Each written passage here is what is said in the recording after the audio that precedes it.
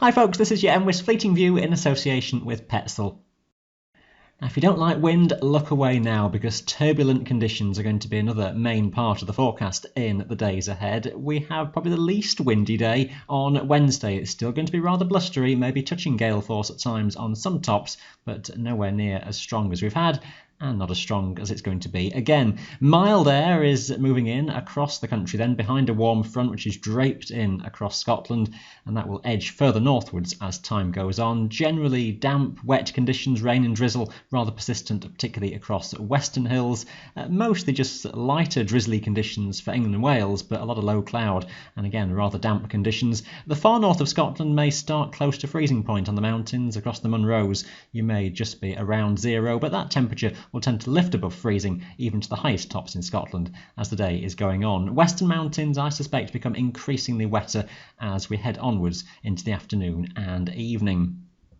Now, we're still under mild air as we go into Thursday, but a sharp drop of temperature will be developing behind a cold front coming down from the northwest, so a rapid lowering of freezing level as we head onwards through the day, particularly afternoon into evening across the Highlands, with rain turning to snow.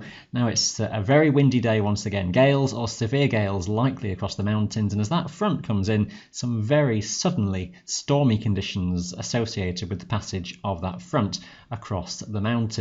The wettest conditions then for the daytime across Scotland, patchy rain and drizzle for the western hills of England and Wales, but not amounting to a great deal. That front then moving southwards later on. Just a degree of uncertainty exactly how fast that front is moving, but it's heading its way southeastwards into the evening and the night then. And just watch on this chart where you get the shading appearing on the precipitation, and that's where it turns to snow extensively across the Highlands then into the evening time, and the back edge of that front will see some snow turn up across the tops in northern England too, and across Wales eventually later on in the night as temperatures continue to fall. So we'll have a very low freezing level then as we go into Friday morning, and some snow showers rattling into the West Highlands. That will remain the story of the day for Friday, with frequent snow and hail coming into western Scotland, almost continuous at times, the risk of a rumble of thunder even in some of those heavier showers. Fewer showers further south and east, a mixture of snow and some hail and some rain on lower slopes for England and Wales. Once again, it's very windy with gales or severe gales across the mountains and severe wind chill with that cold air that's in place.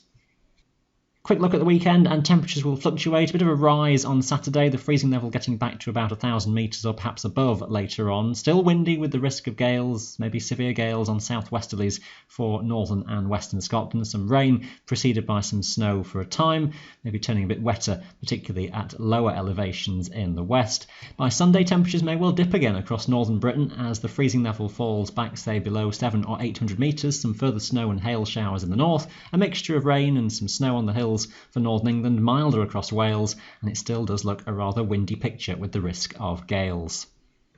Pretty wild stuff once again across the mountains. Stay up to date with your local information every day on our website. That's your Fleeting View in association with Petzl.